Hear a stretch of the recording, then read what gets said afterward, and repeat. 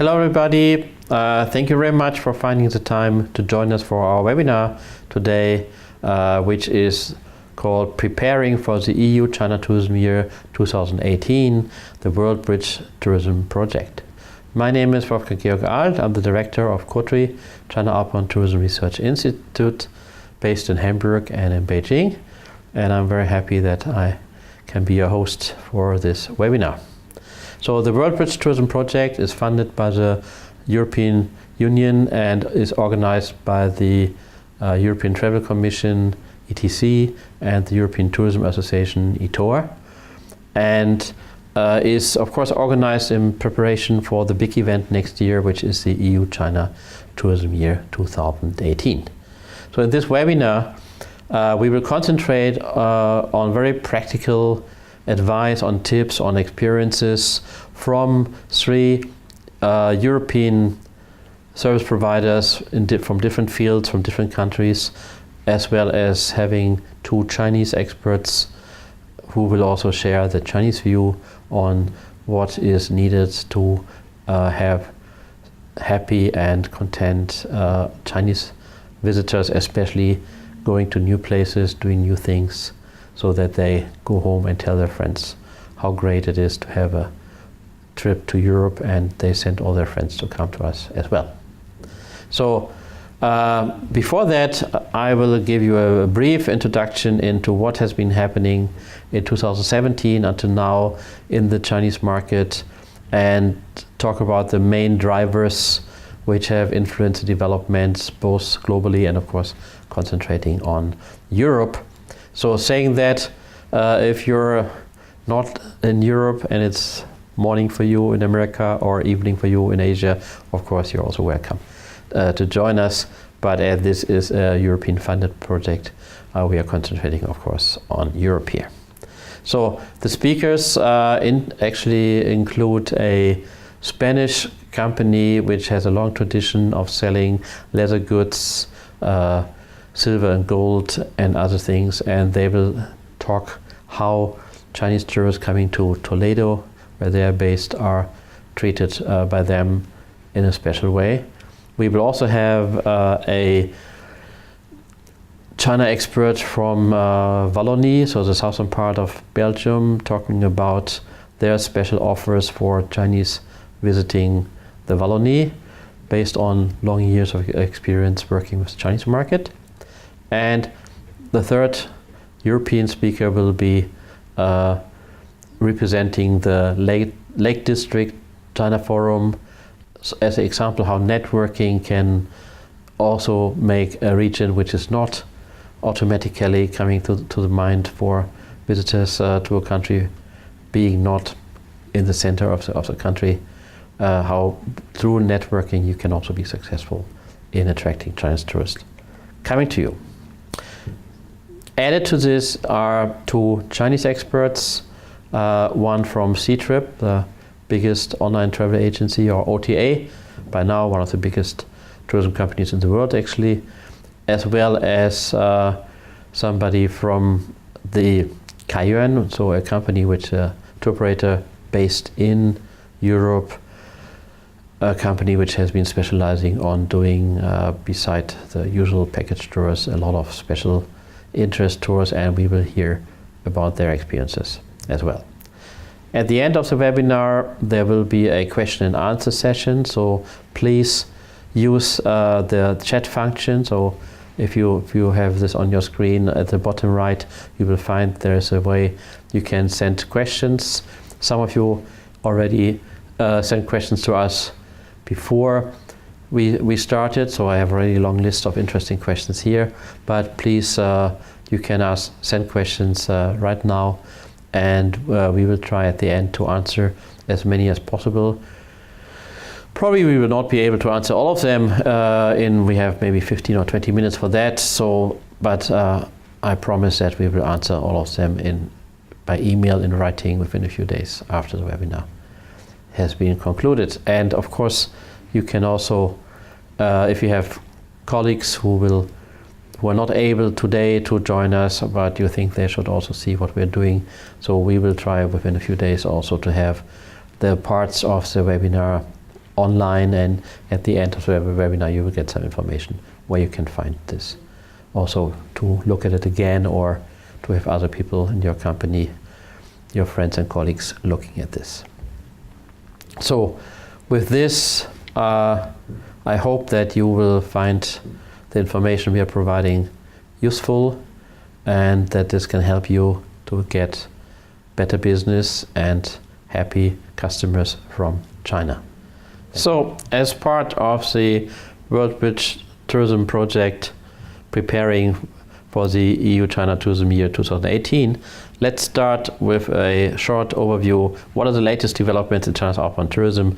What are the main drivers? And of course, concentrating on what does that mean for Europe. So what we can see that in the first half of 2017, the Chinese outbound tourism has been recovering somewhat after there were some negative developments in 2016. The numbers in the autumn went down actually in many destinations. And we can also see on a global level that Hong Kong and Macau, which has been seeing negative development for the last 2 years, are back now, so they could get a slight increase in arrival numbers in the first half. So, but Taiwan still is suffering from a big loss. There were like 40% less visitors from mainland China to Taiwan in the first half of 17 compared to the year before. So what does that mean? That means that the overall growth rate for the first half of 17 moved up to 7.4%. It was last year, for the whole year, it was only 2.7%. So that doesn't sound a lot, but we have to be aware of the fact that visitors to Greater China, that is Hong Kong, Macau, Taiwan, in the first half of 17, that grew by 0.7% after it had been falling by 5% last year. But so if we take this out and only look at the rest of the world, so all the countries, all the destinations except Hong Kong, Macau, Taiwan, we still have 14.3% growth in the first half of 2017, so almost 15%. That sounds more comfortable, so I think it is clear to see the Chinese are still coming. So you can see on this slide an overview of the development since the year 2001, and obviously a strong growth. And you can see the blue color is the rest of the world, including Europe, of course. The red color is Greater China, and where it was some years ago, almost 70% of the trips just went to Hong Kong, Macau, Taiwan. You can see now that more than half of the trips are going beyond Greater China. So for the first half 17, this becomes obvious, and you can also see the forecast of COTRI. So our forecast is that there are about 145 million travelers next year. So here you see the numbers in more detail. So for the first half of 2016, the first half of 2017 in comparison, so Greater China stays where it was at 32 and something, whereas the rest of the world moves up from less than 32 million to more than 36 million. In total, that means almost 5 million more trips in the first half of 17 compared to last year. And the forecast for the full year 2017 from my institute is that we will see Greater China growing by about 2.5%, whereas the rest of the world will grow by about 9%, totally growing 6%. So the numbers also, of course, what we have seen for July and August, and unfortunately also new incidents happening, we think will lead to a less slightly pronounced growth rate in the second half, but still we can see 76 million travels beyond Greater China. That means that China, even without calling Hong Kong, Macau, Taiwan, is the biggest market in the world, bigger than United States or Germany. And where are the people going? So on this list, on this graph, you can see, so Italy is still #1 destination, and France number 2, Germany number 3. So these are the numbers, arrival numbers for the first half of 2017. And we can see the long tail is getting more and more pronounced. So you have even smaller destinations like Hungary, more than 100,000 arrivals in half a year, or Poland, almost 60,000, and even small countries like Slovenia getting almost 30,000 arrivals from China in half a year. And in growth rates, it is even clearer that the trend is to move to a lot of the smaller European countries. So you can see for the first half of 2017, Serbia had a growth rate of 160%, more than 160%. Bosnia-Herzegovina, almost 100%. Montenegro, 35%. Poland, Croatia. Then Spain as the first big country, but also Estonia. Iceland, of course, very successful in the last few years. Czech Republic. So all the small countries are getting more and more interest from the Chinese. And in our webinar, we will try to explain how you can profit from this. So let's look now at some of these global drivers which have been changing the China outbound tourism in the first half of 2017, especially, of course, looking at what does it mean for Europe. And the first global driver is simplified visa procedures. So we can see that in many places in the world, the procedures for Chinese to get a visa have been very much simplified. So on this slide you can see there are actually 27 destinations now where Chinese can travel visa-free. So these are a lot of the Caribbean islands and also the islands in the South Indian Ocean, but also, for instance, in Europe, Serbia and San Marino, 2 countries in Europe. And on top of this, there are also 39 destinations where you have visa on arrival now for Chinese citizens. So a long list of Asian countries. You can see on the right-hand side a long list of African countries, and from Europe it's Ukraine. So this is for Chinese much easier now for many countries to go there, which means they can travel at short notice. They don't have to wait for visa. And if we look at the European situation, so the Schengen countries especially have been opening a lot of more visa application centers, so it is easier now for Chinese to apply for visa in many different cities in China. But still, for leisure travelers, it is not easy to get a multiple entry visa for the Schengen area or other European countries. So certainly in the EU-China Tourism Year 2018, this will be one of the topics which will be discussed, as we are in Europe more and more in competition with other countries where there's no visa or visa on arrival. So this is something certainly which will be talked about also in Europe. The next driver we can talk about is flight connections, so connectivity. So it is very impressive that in 2017, those already established and those already announced, more than 100 new air connections have been started or will be started in the coming months, connecting Chinese airports with airports outside of China. And most of this is connecting second-tier airports in China with second-tier airports in other countries. So this is a very impressive list. I'm sure you can't read all this now, but as we said, you can download all these materials in a few days from the website we will tell you at the end about. So then you can look at this in more detail. But you can see the sheer number of connections which have been added is enormous. And for Europe as well, fortunately, we have a nice list. So Belgium, Czech Republic, Finland, Italy, Portugal, Russia, Serbia, Spain, Switzerland, all these countries see new air connections which make it easier for Chinese to travel in more comfort, non-stop, to a number of European countries.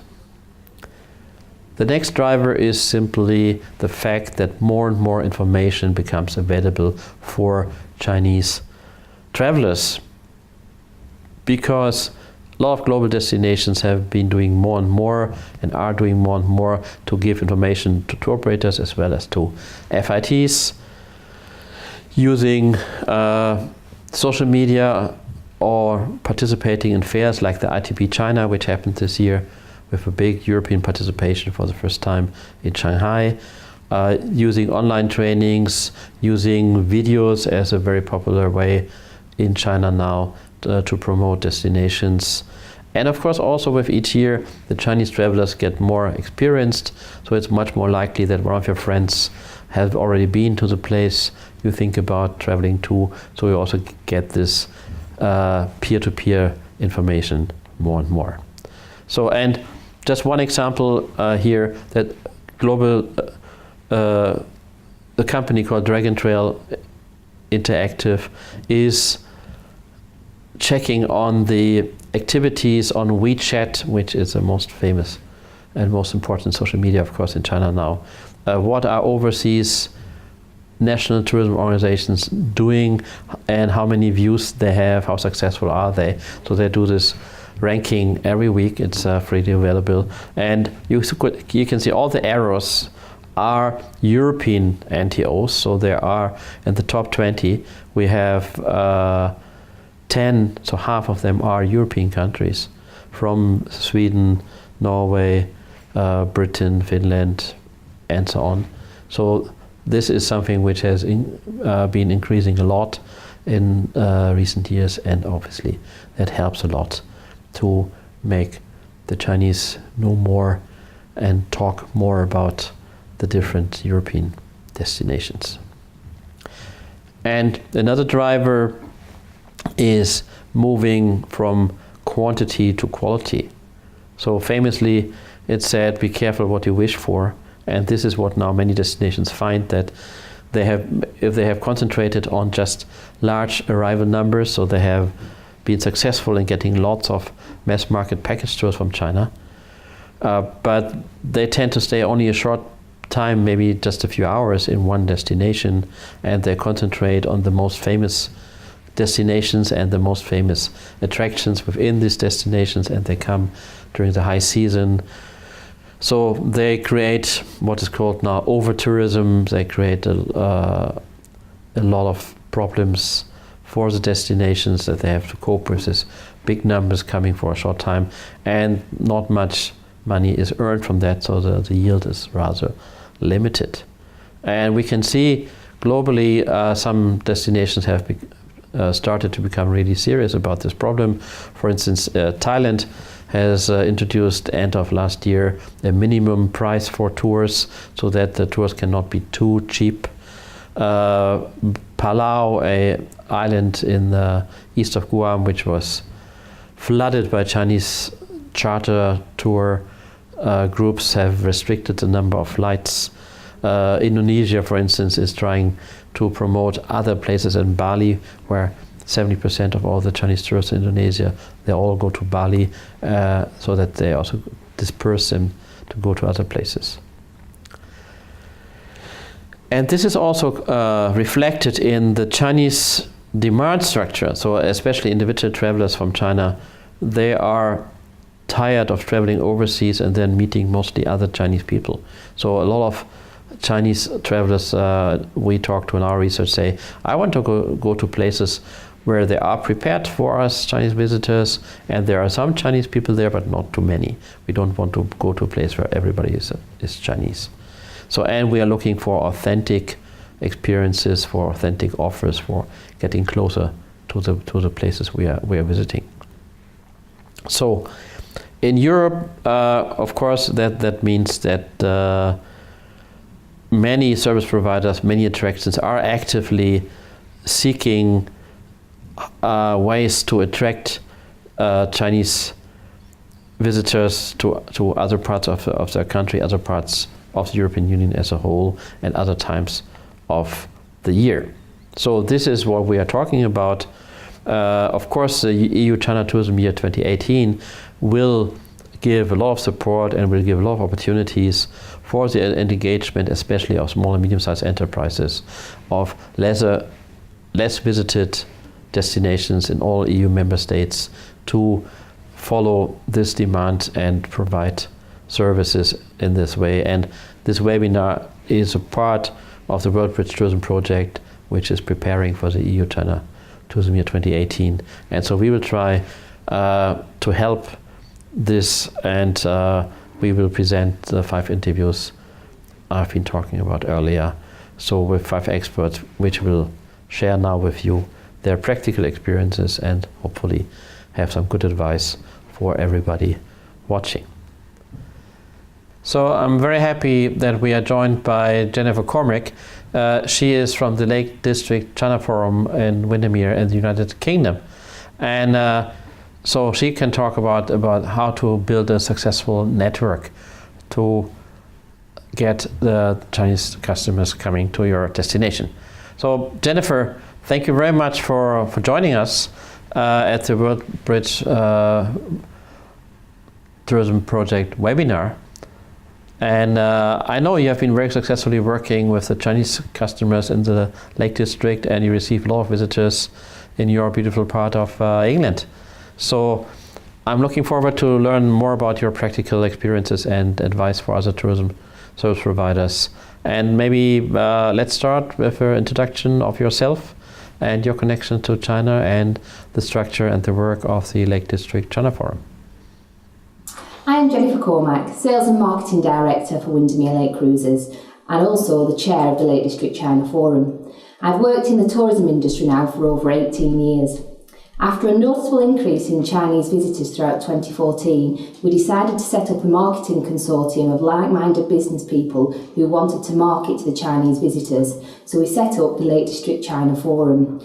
This comprises of 10 businesses throughout attractions, transport and accommodation providers. Okay, thank you very much. So can you tell us a bit more about how the LDCF, the Lake District China Forum, has developed, and what were the main steps to get the partners together? We all know that's never so easy to do. And what activities have you been organizing in China and in the UK?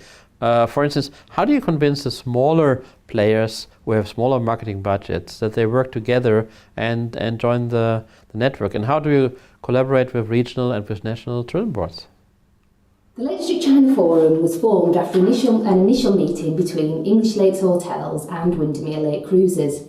There'd been a successful consortium of businesses marketing out to Japan for the past 20 years, so we had a strong insight on how this would work and what we would need to start the Lake District China Forum.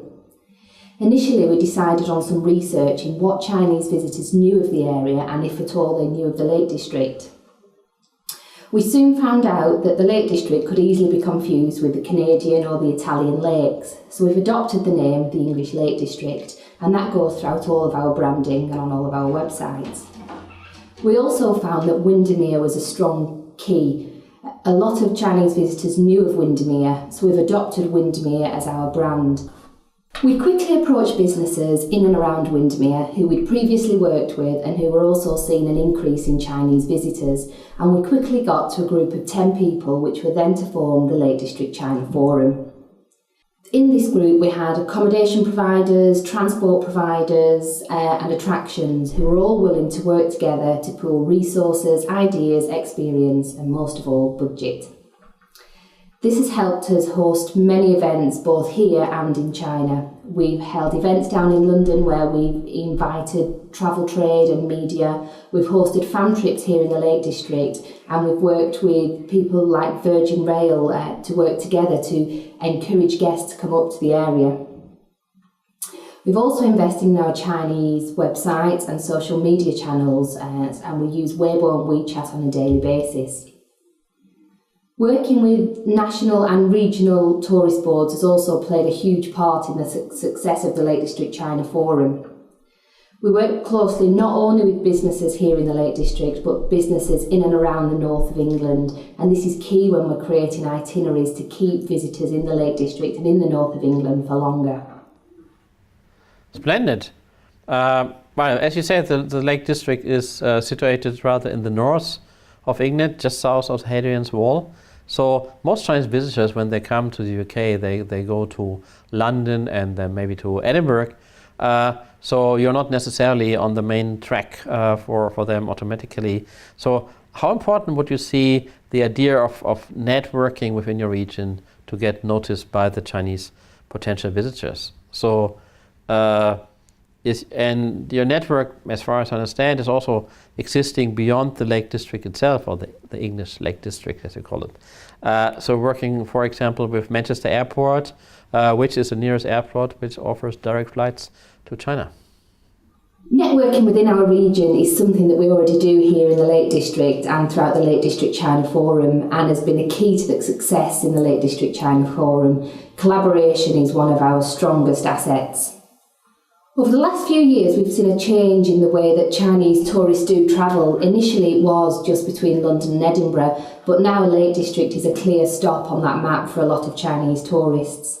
We've also seen a lot more independent travellers who aren't governed by the same routes and the same tours that those on a group booking are. So a lot of independent travellers do stay longer, and they're now staying maybe 2 or 3 nights.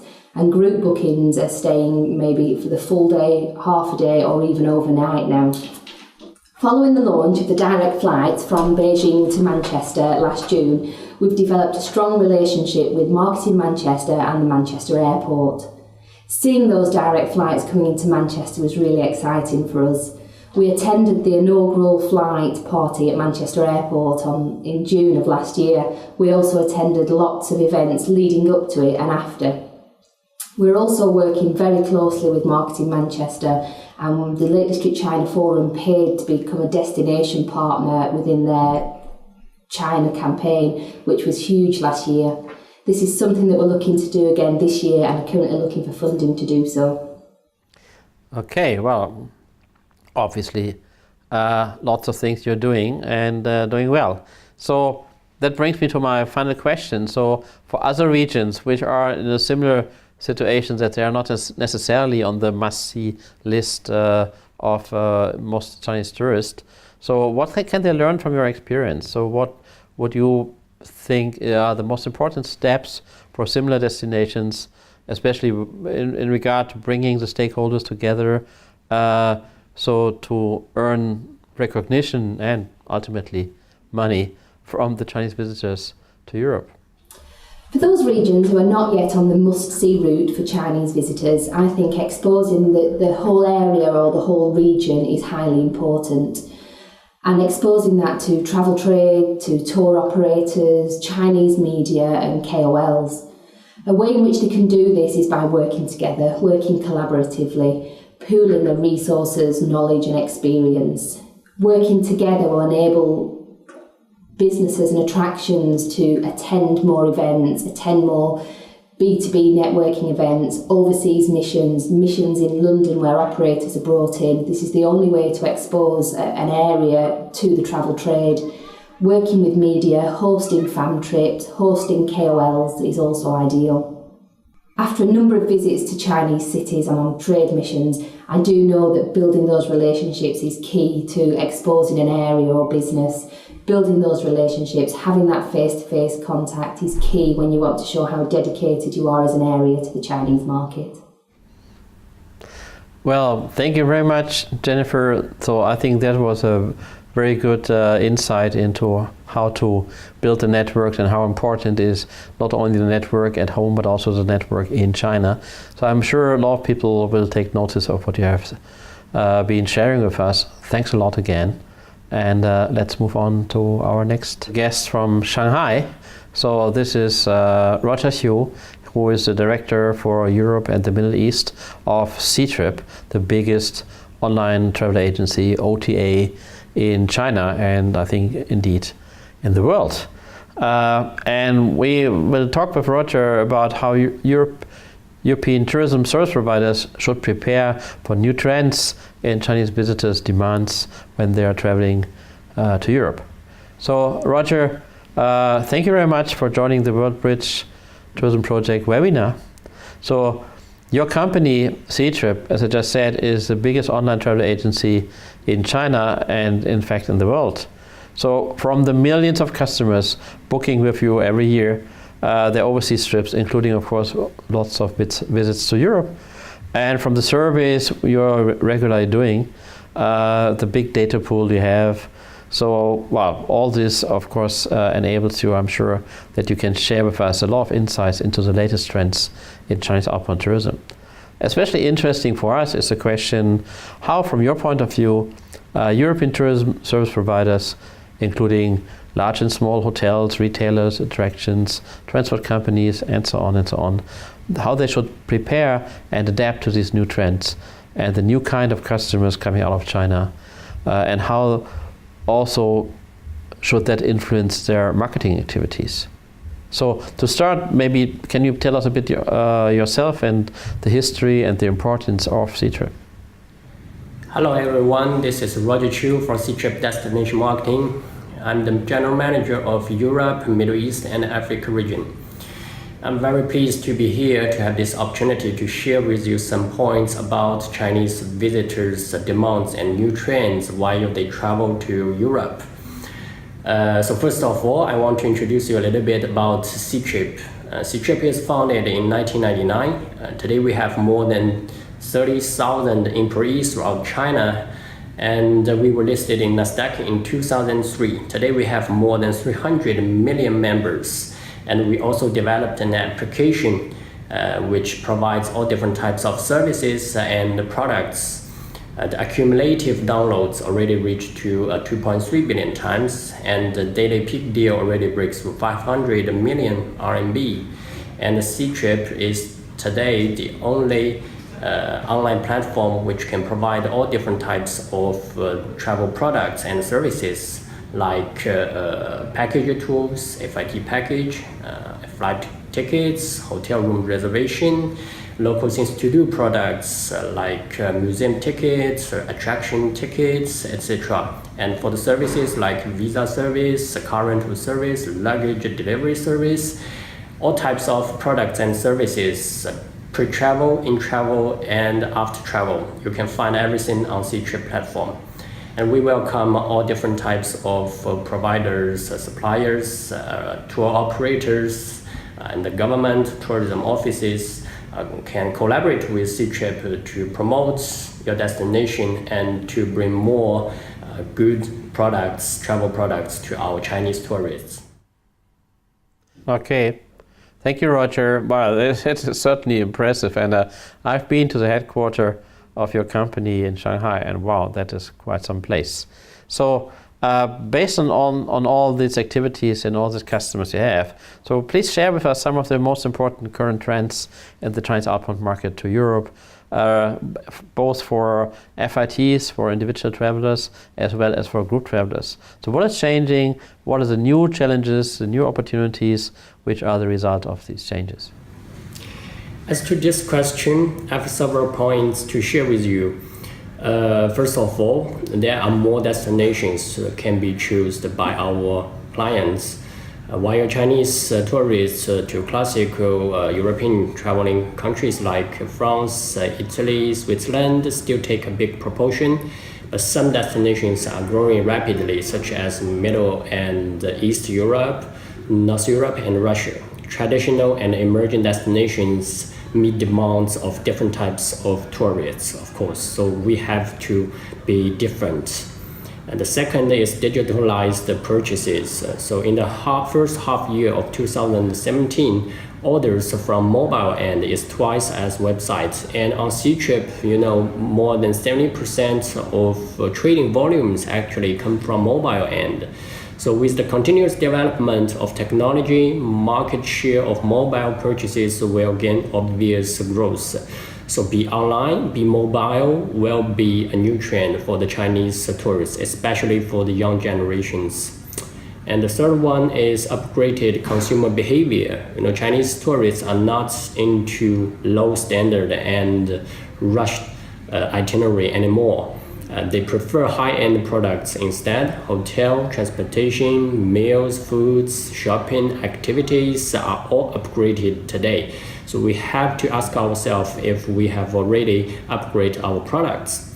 And the fourth point is diversified activities. So not only for sightseeing, shopping, of course, there are very basic elements for the Chinese tourists and enjoy local food. Of course, but the Chinese tourists start enjoying more local activities amusement parks and museum, for example. And also we know that a lot of theme-related travel products are more and more popular, such as medical tourism also becomes into one of the new trends. And the above trends, the 4 points are for both FIT and group travelers. I didn't separate them. But if we were talking them separately, the way of their traveling are also changing. FIT clients are more and more into in-depth traveling, while your group travelers start choosing semi-tour guided travel packages, private group, which has only maybe 5 to 8 persons, and customized tours. Also, customized tours grows really quickly in Ctrip platform. All the changes I mentioned have bring a lot of challenges and opportunities. For example, the challenges, more itineraries need to be designed to cater to different customers' needs. Low standard service need to be improved to survive in the fierce competition in with different destinations. And traditional destinations need to be creative to attract tourists. But for opportunities, new countries get opportunities to become popular in this fast changing China's market. Things to do business like parks, attraction tickets, activities will get more business, of course. Upgraded consumer behavior help increase tourism revenue, and that's for sure. Well, Roger, thanks a lot. Hanyo Isa, so that is very interesting. And of course, I have to say, so from our research results, so we come exactly to the same conclusions of what you have been mentioning. So maybe, can you tell us some examples of destinations or companies which have, from your point of view, have done the right thing to react to this new trend? Or maybe you can mention some mistakes which should be avoided in the light of this new demand structures of both FITs, of semi-organized tours, of customized tours, and of package tours. And for the FIT clients, new trends is they're looking for some fragmented products. What does that mean? So the fragmented products is like museum tickets, attraction tickets, one-day tour, the bus tour tickets, etc. So the FIT clients, they're free, they're independent, they're looking for some interesting things to do, maybe only for next hour. Okay, they change the plans. I want to go there or there, just totally free. Okay, so they will look for some tickets on mobile end or PCN to search and book. But some of our providers, they can only provide the tickets, make them available like you have to book it 1 day before or 2 days before, and they cannot provide in-time service and products. This is not good. You just lost the clients. Because of this kind of issue, they may change a plan to another place. So just ask yourself, are we prepared and technology prepared for our clients to offer them some in-time products for the FIT clients? Yes, I think that answers a lot of questions many people are asking. So how can tour operators still earn money when this FITs or this fragmented shopping behavior and very short-term shopping behavior is getting more and more normal? So what would you say? Well, your company, of course, is part of this process. So how can your company help maybe European tourism service providers to give appropriate service, and how can you help that the customers of Ctrip can purchase services from these service providers? Destinations and companies also see these trends I mentioned, of course. Some of the reaction are pretty effective. For example, some new destinations start putting advertisements in China and introduce themselves. Some started their official social media accounts like WeChat or Weibo to communicate with Chinese tourists directly. Some of them start developing Chinese signs and guide services to improve their traveling experience. So all of these can make Chinese tourists understand destinations more and more intend to visit there. We know that a lot of hotels in some destinations, they have Chinese welcome, Chinese friendly standard. That's a very good point. But we can do better, of course, not only in the local service, but before travel, when you educate our clients, you can do a lot of jobs. You have to know how to promote in China. So on the other hand, just like you said, some mistakes should be avoided. Using low price product with bad service to attract customers doesn't work anymore. It may work like 15 years ago, but price is not the only influence factor, and it will even harm the reputation of this destination. So be very careful about your price. Another thing is there's no specific theme. When some destinations are promoting in China's market, they just use the beautiful pictures and similar slogans with others.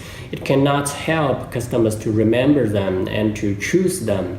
So just ask yourself, if you are a really emerging destination in China's markets, how can you be differentiated from other destinations, especially European countries? We know that you have more than 40 different countries, no mention the regions, cities.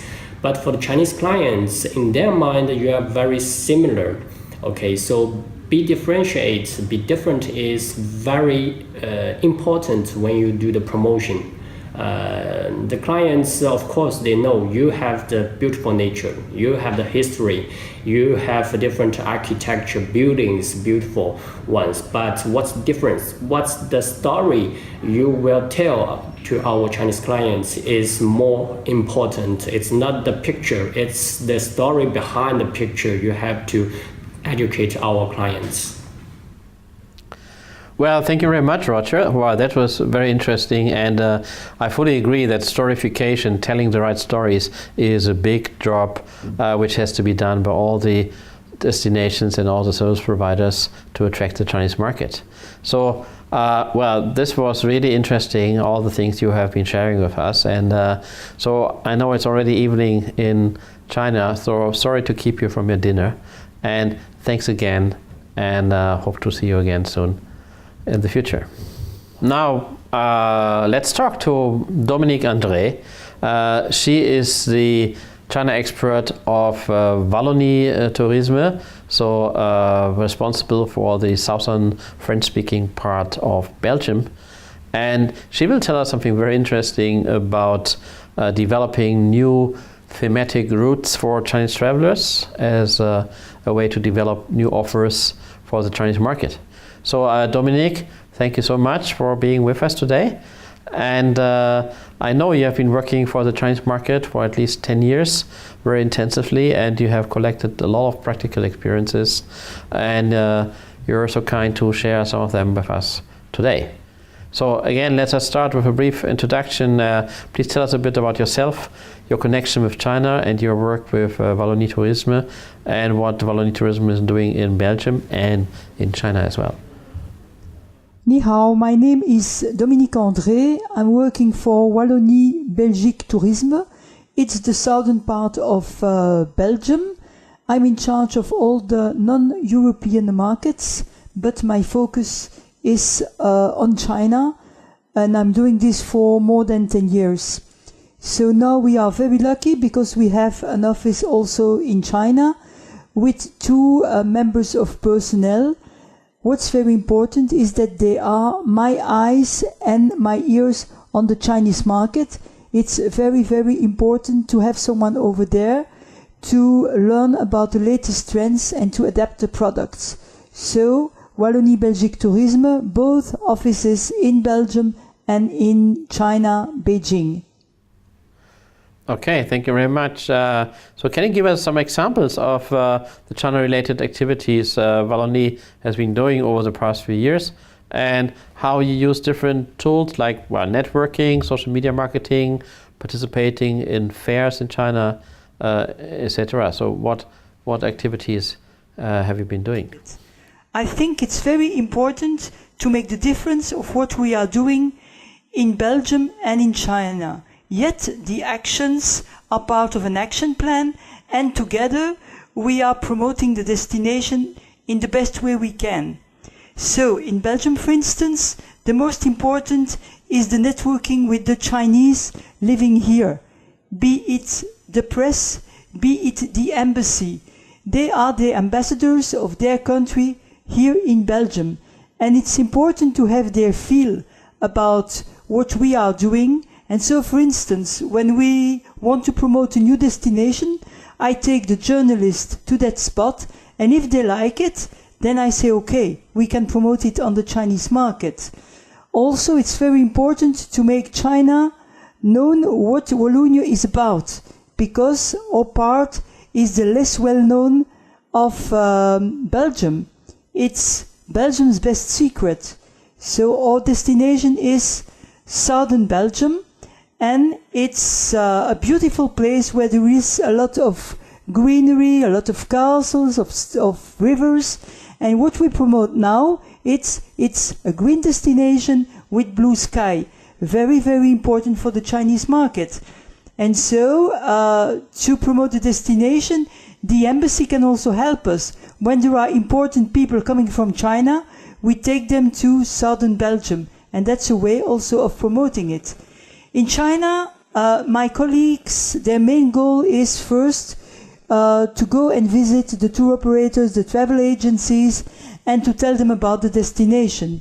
They also attend fairs. Last year, for instance, we attended ITB with a lot of Belgian partners, and it's an important part of their work to try to identify the right tour operators that are looking for something different, who are looking for countries who are not well known, for the well-traveled Chinese who want to go to a destination to discover something new. And so we are right in the trend of what's happening now in China, looking for smaller destinations. Also very important, when I started, we had a brochure, we had different magazines, we paid for articles. Now we are doing the basic of our promotion through WeChat. We have our own Chinese journalist who is specialized in this medium, and she's bringing out one article every week about, be it gastronomy, be it a festival, be it the destination.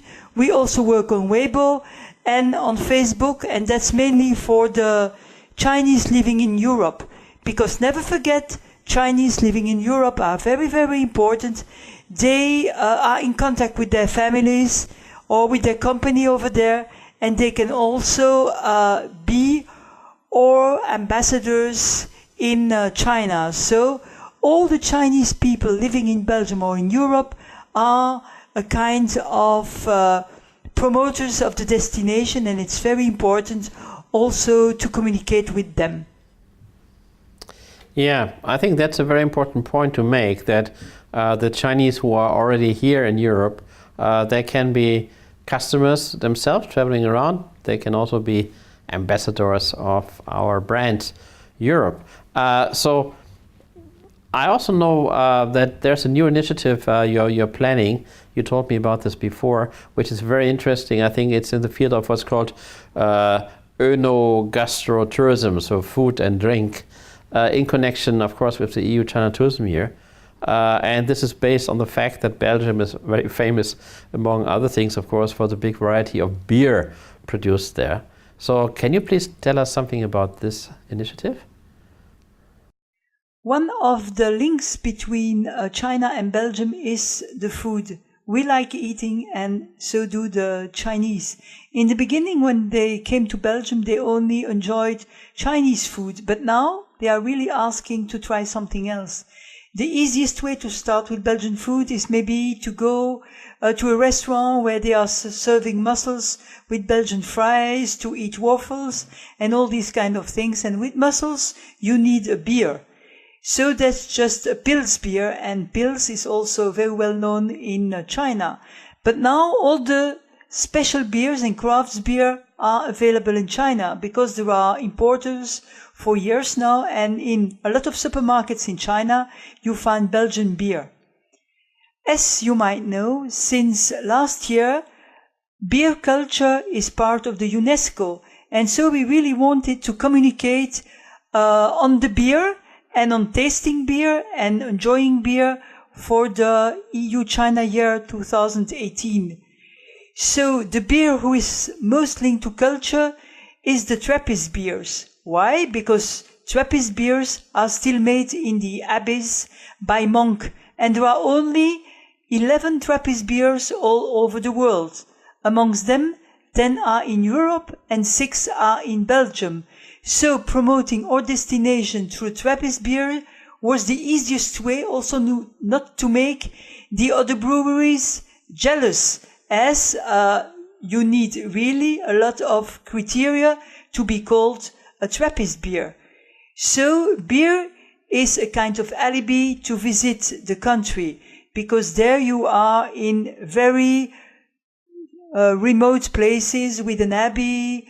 You can also sample cheese. I know Chinese are not open to cheese very much, but now also it's trendy in China to try new things. And also in these areas, you can also do activities, not too much walking, but just enjoying nature or enjoying a stay in a castle, because Wallonia is well known for this kind of very special things. The towns are cute. You have not really very, very big towns, the ones who Chinese love the most, and which for them is really a kind of prototype of what a European town is called Durbuy. You have a crafts brewery in Durbuy, and so I thought it was a very good idea to promote the destination Wallonia in Europe through the beer. We need Europe to be promoted in China, as we are so small, and that we always are on the road to somewhere. Either we are on the road to France, either we are on the road to Netherlands, and we always are only considered as a stop. And so you need interesting things to propose to make this stop last a little bit longer. And through beer we thought it would be possible. And it's why we choose to have a Trappist road for our promotion in 2018. One of the other routes is the Van Gogh Road, who goes from Netherlands to France through Mons, and another one is destination Napoleon, as Napoleon is well known, and this brings us from Belgium to France, to Italy, to Sicilia, to Corsica, and it could even bring us to Russia. So you have the best of Europe through these routes, through these itineraries, and I think it was a very great idea to do these kind of itineraries for EU-China 2018. Well, Dominic, listening to all these stories about the Trappist beer, I have to say I'm getting thirsty. So seriously, my last question is, Wallonie doesn't have an Eiffel Tower or a Colosseum, so still you're able to attract quite a number of Chinese visitors to your part of Belgium. So in a nutshell, what do you think, what does a destination, a region like Wallonie has to do to make sure it appears in a positive way, let's say on the mental map of Chinese travelers going to Europe? You are right, we have no Eiffel Tower, no Colosseum, but we have blue skies, beautiful nature, greenery, and we have also very welcoming people. But having nice people is not enough. We also need to train them to behave in the right way to welcome Chinese tourists. And that was one of our main objectives this year. It's to train the hotels, the attractions as to be Chinese ready. This is one of the steps we took this year. Also very important, we want to be part of the EU-China program, because this is very important for us to be one stop in the European tours. We know that Chinese still go on a European tour and to prepare itineraries, cultural itineraries, be it on beer, be it on Napoleon, be it on Van Gogh, is very important. It's a way to be on the map, and our main concern is that Wallonia is on the map. Another step is to really concentrate on the high end, because we know that our destination is not for mass tourism. We really are looking for people who want something special. For instance, kids who want to train to be an astronaut, they can find it in Wallonia and go to Eurospace Center. People who really want to be on the table of a prince or a baron, that's still possible in Belgium. You can be invited in a castle and have a dinner with one of the princes or the barons here in Belgium. They can also go to Spa. Do you know that Spa is the mother of all Spa, and that Spa is a town in Belgium? Near to Spa there is also Francorchamps, that's a racetrack, and there they can go on the racetrack with their coach, so they are on the racetrack enjoying it, or they can also be the pilot in one of these fast cars. So we really want to concentrate on high end and working on what the Chinese like the most. Also, I think one of our objectives is to have kids coming and to play football in Belgium. Football will be important in China in a few years, and we were once number one, and now we are still in the first five. So I think they should come to Belgium to play football, or to ride horse, because that will be next one, or whatever. What we try to do is always to be as close as possible to the demands of the Chinese tourists, and it's why it's so important to have that office in Beijing. So working in Beijing and in Belgium, that's the way we think we should do it. Well, Dominique, thanks a lot. So a lot of good ideas, and I'm sure some people have been taking notes while listening to you. So, and obviously, this is the way to do it. So to create different products, also for different parts of the market. So again, very, very interesting, and I hope that all your plans for the coming year, Napoleon, and of course the beer route for the Trappist beer will become reality and become successful. Thank you very much. Now it's my big pleasure to welcome Mr. Li Herer. He is the Vice CEO of Kayuan, which is a company based in Munich in Germany, but it's of course a Chinese-owned company. So they have been working a lot in providing educational and other special interest tour programs for Europe. And this is of course a growing market segment and is very interesting, especially for SMEs and for destinations which are not on the trodden paths in Europe. So Mr. Li, thanks a lot joining us from Munich here at the World British Tourism Project webinar in preparation of the EU China Tourism Year 2018. So your company, Kayuan, or K-Trip as it's called in the Western version, is one of the biggest Chinese tour operators in Germany and in fact in Europe. And your mother company, UTour, is one of the biggest tour operators in China. So operating out of Munich all over Europe, you have developed a special field of groups coming for education, culture, business, and other special interesting. So I think we would be very happy if you could share with us, based on the long experience you have, some insights into this latest developments in Chinese outbound tourism to Europe, especially in this field of special interest groups. K-Trip is a company focused on overseas destination online travel services. And we are one of the largest Chinese travel agencies in Europe. Since its foundation in 2005 in Munich, K-Trip has been deep-rooted in Europe and established further office in China, France, Great Britain, and many other countries. K-Trip is committed to provide customers the most professional, high-quality, and all-inclusive services.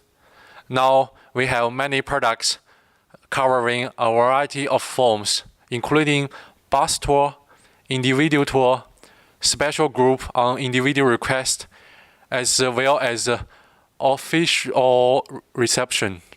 For each travel behavior, we can offer the right product. Okay, thanks a lot. Very interesting. So can you tell us from your company's experience some examples a bit more talking about this so-called niche markets or special interest fields? And of course, we all know that in China, even a niche comprises a lot of people. So what good offers, what opportunities are there for Europe? So, and also, of course, when we talk about the Chinese travelers on this special interest tours, would be interesting to know more about their age, where they live in China, and how to reach the special interest groups. We can definitely identify some special interest fields. Vacation, healthcare, and education trip are the most popular nowadays. Education and healthcare is very important to Chinese people, especially to the upper and middle class customer. They would come to Europe to learn a language or to get some training on a business area or medical treatments such as ISI surgery or cosmetic surgery. We are very focused on education package. Our main target group for that are student and business manager. We are serving a wide range of group of customers aged from 18 to 80. So another example will be tours that are designed for families or older customer to spend their holidays visiting their family member living abroad. These people could not join other groups because those are usually too fast and too exhausting. So we design packages that are slower and more suited for their needs. Yes, health and education, these are the big topics in many markets and certainly also in the Chinese market. So a question a lot of people are discussing in Europe is that more and more Chinese outbound travelers do not join package tour groups anymore, but they book the trips by themselves to travel as a FIT or what is called a free and easy traveler.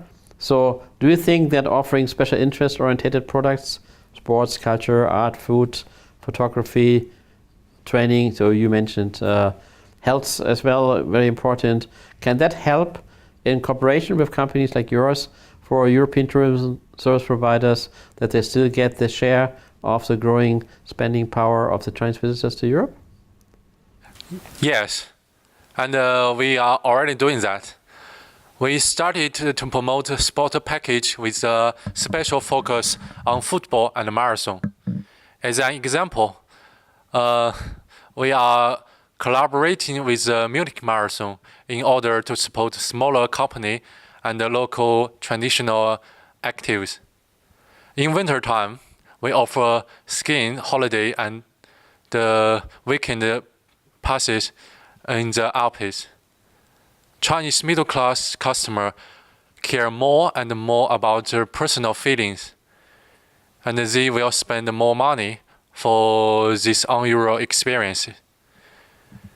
We already have a long-term relationship with our service providers in Europe, and we are keen to develop further collaboration with the tourism office and providers all over Europe. We have very good media access, and we could also help them to promote destination or activities to Chinese customers. We believe the cooperation will bring benefit for all of us.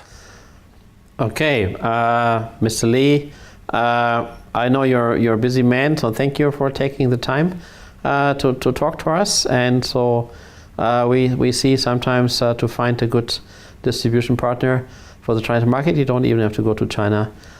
You can find them also here in Europe.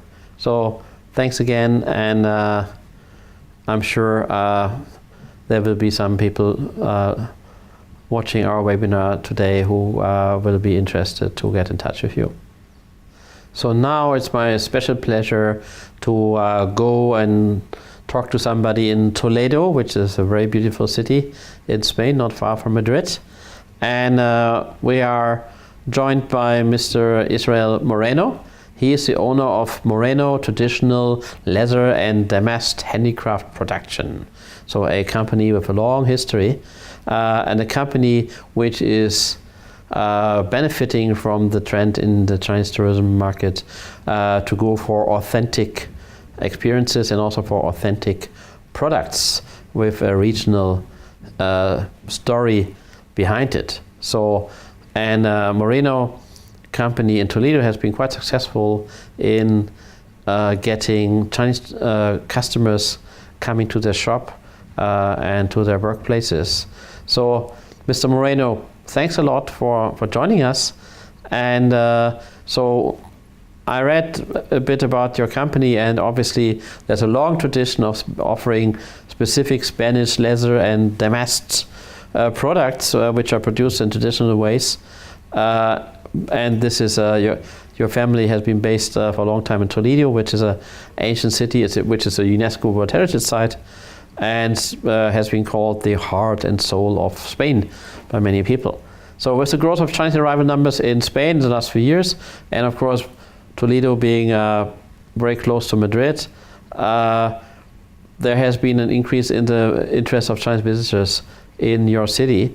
So I'm very interested to hear from you. How did you manage to turn this interest in the city into business for your company? So what have you been doing to get the Chinese so as your customers? So maybe we can start with a brief introduction, and you can tell us a bit about yourself and your company and which products you are actually offering in your shop.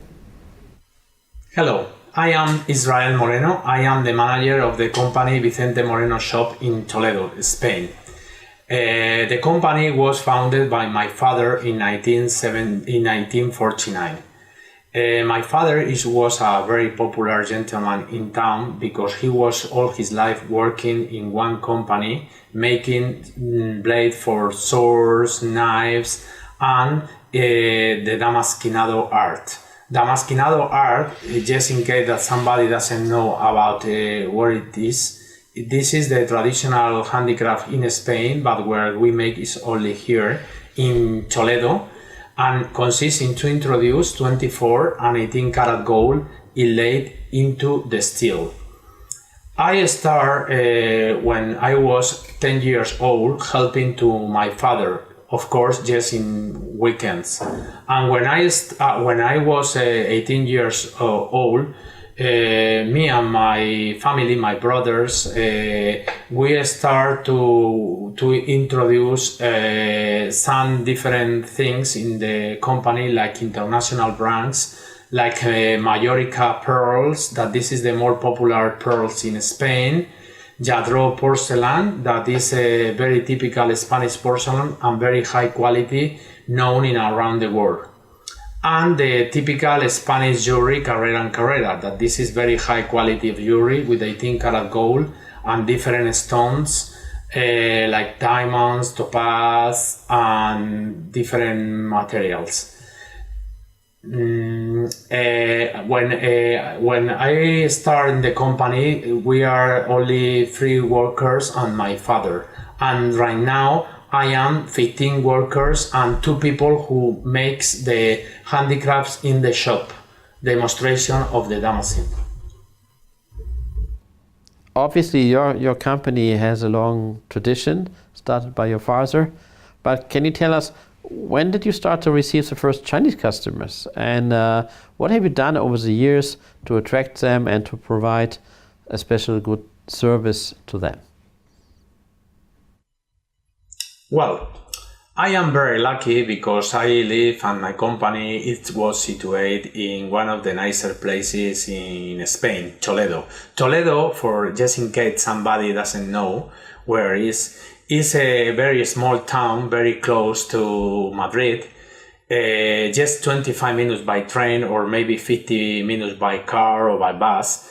For that reason, most of the people that come into Spain, they like to come to Toledo, because Toledo is a small town but very historic. They have many monuments, many nice place to take some time, like a one day, half day, and it's very historic, and they have very good, very nice restaurants, shops. And I am very lucky because my shop was situated in the main square, close to the more important monuments and shops. And for that reason, most of the customers, when they come into the city, they see my shop. 6 years ago, when I feel that the first Chinese customer coming to Toledo.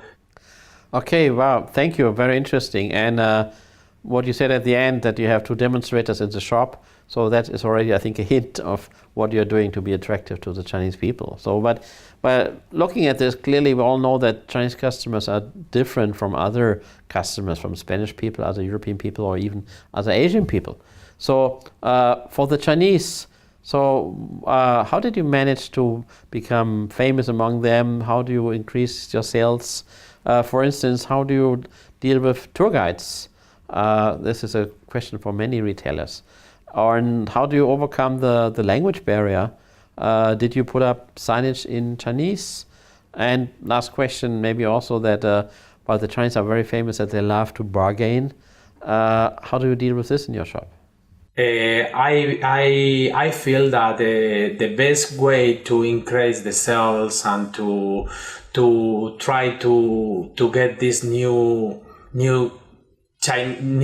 tourists are to start to take classes in Chinese. For that way, I start learning Chinese with this Chinese teacher. I take my first classes about 5 years ago, and I was studying about 3 years. In this moment, I can communicate with the tourists perfectly, and I can sell my shop. I can introduce to the customer when they come into my shop. I can explain all my products. I can understand about everything. I can help them. That way, this is something that is very good for my business, because it's very strange right now, at least in my town, to find one Spanish people who can understand Chinese and who can help. And this is very important for me, because with this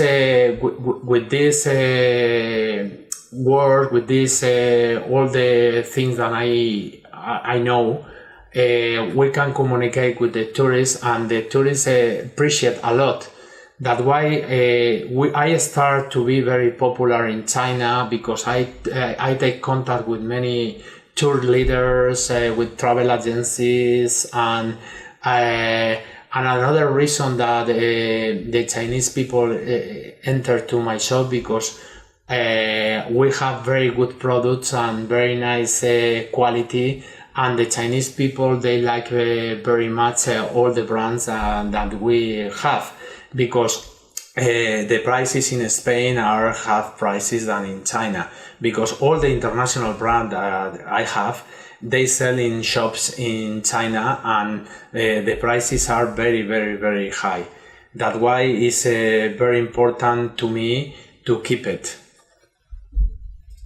Wow, of course, I'm afraid not everybody can spend so much time in actually learning Chinese to that level that you can explain all your products. But of course, obviously, this has been helping you. So let me ask you, your company is one store in one city, so you cannot spend huge amounts of money for marketing, obviously. So what's your advice to other companies offering similar to yours, traditional handicrafts and other products, when they want to get more Chinese entering the shop, and maybe they say, well, I can't spend 3 years learning Chinese. So what should they concentrate on, and which mistakes should they avoid? So do we have some tips for your colleagues in other cities? Yes, well, Chinese people are different because are very different culture than the Spanish, the European people. But at least at the end, I think everybody, when you come into another different country than yours, they want to come, they want to buy good things, they want to get good prices, and they want to get good quality. This is something that I am very lucky because in my shop, I don't have, bad quality things. So all the products that we sell, well, the brands, international brand, that I don't need to explain to the customer because they know that they have shop around the world. They know that they have very good guarantee, very good quality. And all my products, maybe this is a local word and maybe they never seen before. All the things that we make are very unique. Because, for example, if they buy, one people spend, for example, 2,000 euros in one piece of my work, like a plate or picture, we don't make two pieces the same, and they can see that the quality is very good. And another very good thing that I have is the prices. We have very, very good quality and very good prices, and this is something that the Chinese people, they appreciate a lot. And another thing that the Chinese people appreciate a lot is when you go to one place to try to understand and when I feel, that it's necessary for me and my business that we need to communicate with the customer, I started to my workers that they need to learn Chinese too, like me, and I help them. And right now, all my 15 workers, they communicate with the tourists because it's something very, very important for us. Because if they can communicate, they can sell more, they can understand, they can help. And another thing that I study about not only the Chinese language, I try that somebody help me about the culture, the things that they like, the things that doesn't like. I know that they like the 8 number. I know that they don't like the 4 number. I like that, for example, if I can give some service on my shop, I know that they need sometimes hot water. With the time, I learned that the Chinese customer, the Chinese tourists like to have like hot water in the shop. That's why this is another very good service that I have in my shop. I put especially hot water for the Chinese customer, because another people doesn't use, but the Chinese customer they need, because they always coming with the bottle for refill the water, hot water, to have the tea. And another very important service that I have in my shop is the toilet. When I start to communicate with the travel agencies, with the tour guides, I offer my service, the hot water and the toilets. Toilets in my town, I told you before that my town is very, very, very nice, but we have many problems, of course. In Toledo, there are no public toilets. And I offer to the Chinese tourists and to the customers my toilet. My toilets are free.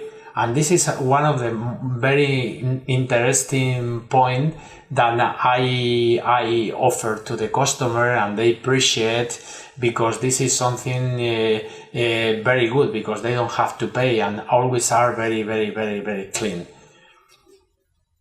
So, Mr. Moreno, wow, what a fascinating story, and I'm really impressed that everybody in your shop has to learn some Chinese, and I think that is the perfect way to impress the Chinese, because it is not only practical, it is also, of course, a big show of respect that you are saying, okay, all people working in this shop are learning, maybe not to the level of perfection, but at least some Chinese.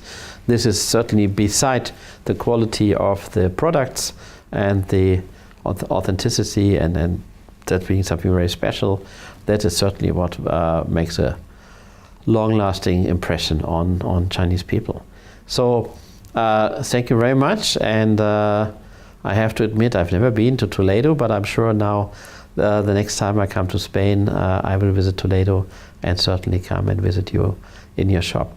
Thank you so much for sharing this insights with us, and so I'm sure that your fame in China will grow more and more, and that will also certainly translate into good business.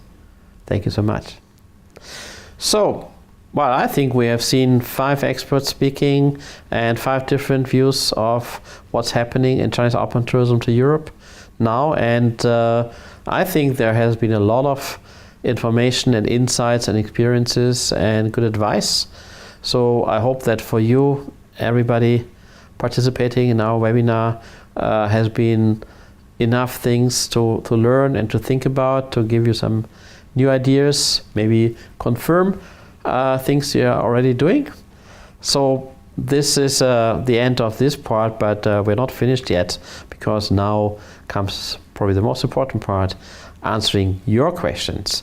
So while we were doing the interviews, my colleagues indicated to me that there have been a lot of questions coming in, and they have already been so kind to sort them and look at those which have been asked by most of you and grouping them a bit together. So what I will do now is try to answer the most important ones, the most common ones, in the next 15 or 20 minutes. But of course, don't worry if we cannot do all the questions. So in the next few days, you get an answer by email, so no question will go unanswered. So, well, I think we have seen 5 experts speaking and 5 different views of what's happening in Chinese outbound tourism to Europe now, and I think there has been a lot of information and insights and experiences and good advice. So I hope that for you, everybody participating in our webinar has been enough things to learn and to think about, to give you some new ideas, maybe confirm things you are already doing. So this is the end of this part, but we're not finished yet, because now comes probably the most important part, answering your questions. So while we were doing the interviews, my colleagues indicated to me that there have been a lot of questions coming in, and they have already been so kind to sort them and look at those which have been asked by most of you and grouping them a bit together. So what I will do now is try to answer the most important ones, the most common ones, in the next 15 or 20 minutes. But of course, don't worry if we cannot do all the questions. So in the next few days, you get an answer by email, so no question will go unanswered. Well, the question and answer session, I think let's start with a poll, so you have something to do yourself. So please answer the question you can see on your screen, and let's see what is the opinion of the majority of our participants. Okay, thank you. I think already 2/3 of you have already voted, so thank you very much. We'll keep it open a bit longer so that you can put your vote there, but I can see the result is rather clear. I will tell you in a second. So I think, well, we can close the vote now, and we have a rather clear results. I hope you can see me by now.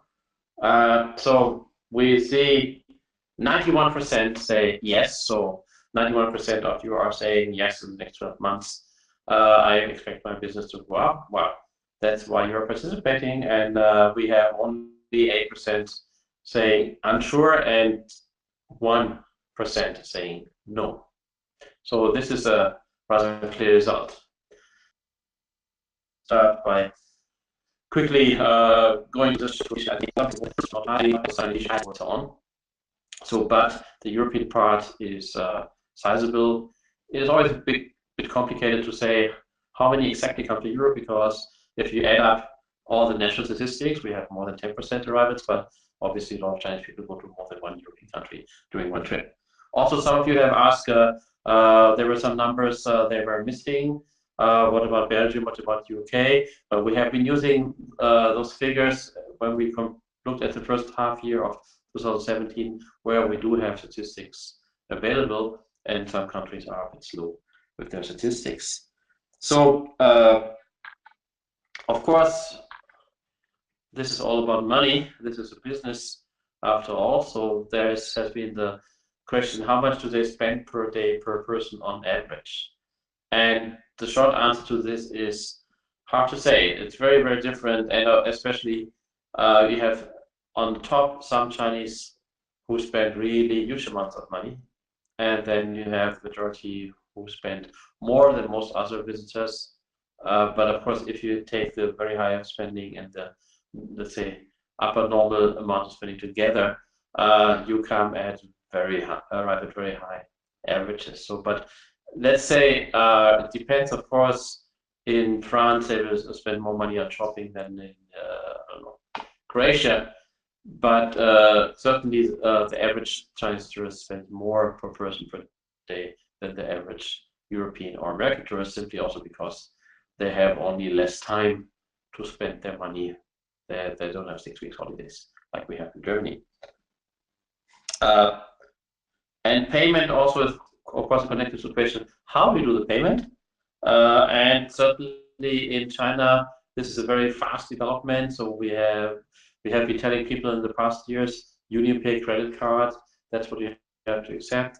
This is by now rather widely accepted in many shops in many countries. But in the meantime, things have been moving on, and now a lot of Chinese don't use credit cards anymore at all. They use WeChat wallet or Alipay, so ways of payment where your smartphone can be used for the payment. And this is certainly something you have to follow. And there are a number of companies in Europe offering this service, that you can accept Alipay or WeChat wallet. And this is certainly a very good idea to make sure that the Chinese, if they want to buy something, that they actually have a way to spend the money. And this is also the question for the B2B level. So we had one question of a Chinese tour operator saying, my customers pay in renminbi, and it's very difficult to get the money out of China in euro. And indeed, probably some of you have this experience yourself. This is a problem. Mostly the solution is in using a in-between company in Hong Kong for this financial services, but this is still a problem we have to live with, and there is no official quick fix for this at the moment. Another question which has been asked by a number of participants is, how about internet access, especially for FITs? We have been told by several of the interview partners that for Chinese it's very important to be online all the time, to put up their photos on WeChat, to compare information, share information with their friends, get information about the places they're visiting all the time. So a lot of Chinese actually bring their own Wi-Fi, mobile Wi-Fi applications with them, so that they have a piece of hardware which makes sure that they have their own Wi-Fi always with them. But of course, in your hotel, in your attraction, in your coach, you should, if possible in any way, you should provide them with free Wi-Fi. That's really a very, very important point. So, and I think well, 2 more questions, and then we do a second poll, so that you also have to do something. Don't worry. So one has been a question, so how about community-based tourism? How about volunteer tourism? How about sustainability? And certainly, this is not what you're connecting with your standard idea. Chinese are 45 people in a bus jumping out, taking a photo, jumping back in.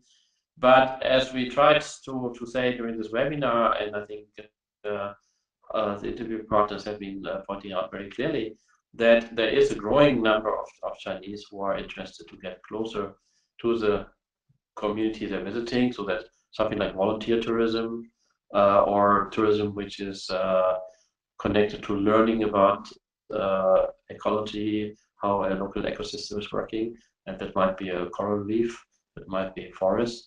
The interest for this is growing, and you have special interest operators, Kayuan, one of them we talked to, where this interest is also finding a form and make them bookable. But though, for many of you, this is certainly a niche market to look into.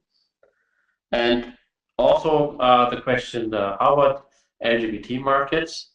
Of course, in China, like in any other countries, you have also a gay and lesbian community. The point is, officially, you're not allowed to do any marketing where you openly say this tour is especially for gay and lesbian people. This is a no-no. There's no way to do that. So there are, of course, a lot of Chinese LGBT people traveling to places like Sydney, for instance, because they feel freer there to be seen in public, holding hands or whatever, which in China is still a problem. So this market is there, but you have to be very careful. You cannot promote this in any official way. So that maybe that's for the first set of the answers. And we have also answered while my colleagues have been sending out emails, so while we were doing the interviews, that for some questions we will answer them by email, because obviously we don't have time to answer all the questions right now, right here. So, but let's go to the second poll. And so it is open now, so please show us your ideas. So what do you think, how much is especially the SME, small medium-sized enterprises, how much especially destinations without an Eiffel Tower, smaller, not so famous destinations for the Chinese market, at least at the moment, how do they fare? And let's see what the answer. Okay, again, thank you very much. I see you're engaged. We have already, well, more than half of you voted by now already. So maybe we leave this, have this going on for another 10 seconds or so. Okay, good. So, and here's the result is a little bit less optimistic, but still 87% of you said, yes, I agree. I think this is something where, especially with the new situation of the Chinese market, with a growing interest in exotic, special, authentic activities and attractions and destinations, there are more chances now for SMEs and for lesser known destinations. So 87% say yes, 12% say unsure, and again, only 1% say no. So that is obviously a verification of the fact that it's a good idea that we have the World Bridge Tourism Project, that we have the EU-China Tourism Year 2018 next year. So there is a lot to do. So I think we have a few minutes left, so let me just look at some of the other questions we had.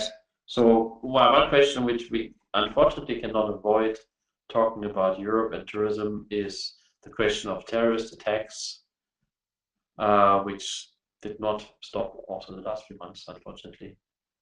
And we are very sorry for everybody directly a victim of this, but of course it's also bad news for us as an industry. Chinese are very sensitive towards safety and security, and as many of them have a long list of places they still want to visit, it's very easy for them to say, okay, if this destination seems to be a bit unsecure now, well, let's put this down on the list. Let's go there in 2 years and go somewhere else for the moment.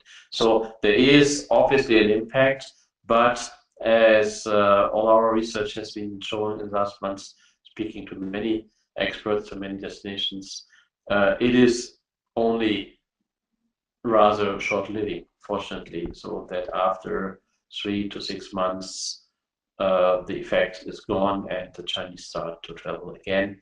So the short memory of the customers is something which can make us optimistic that this is not a loss of the customers, it's rather that they come a bit later than they would have otherwise. And another question, very practical question, especially for tour operators, discussion which is always a hot topic is so the payment by Chinese tour operators, and we had one company saying, we have been told by our Chinese partners we will be paid 50% upfront and 50% 1 month after the group has returned to China. Well, this is of course your own decision, but I would say from what I know, the majority of companies have the normal 80% in advance, 20% afterwards arrangement, and especially if you're not very familiar with your Chinese business partner, if you don't know the Chinese business partner very well, it is quite a risk you're taking if you accept anything else than at least 80-20. So I would stick to that. Maybe the last question we have time to answer here is, of course, the question, okay, what is the most attractive thing for Chinese travelers? Where do they go? How to get to them? I think the webinar altogether has shown that the biggest job you have to do, the biggest challenge is to tell the right story. The Chinese will go where they are told and they are convinced this is worthwhile going there. So your product adaptation, your storytelling, telling the right stories through the right channels, this will make the difference. So there's, of course, the Chinese, when they start traveling, they have to tick off the most important sites, the Eiffel Tower and the Colosseum and the Brandenburg Gate. But beyond that, it is very much what you are communicating, what you are telling them to bring them to your place. And this is true for all kinds of niche activities. And well, we had one question, what about the ultra high net worth individuals? So the millionaires, not only the millionaires.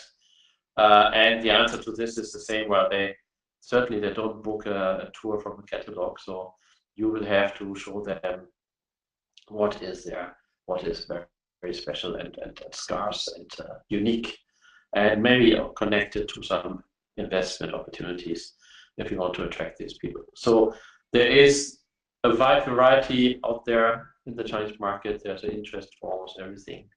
It is your job, and hopefully this webinar and the other activities of the European Union in the EU China Tourism Year next year, 2018, will help you to go to this direction more. There's a lot of different customers waiting for your offers, and there's certainly more business in the pipeline for everybody. Well, looking at the time, I think we have to finish here. As I said, the other questions we couldn't answer now here in the question and answer session, we sent an email to you.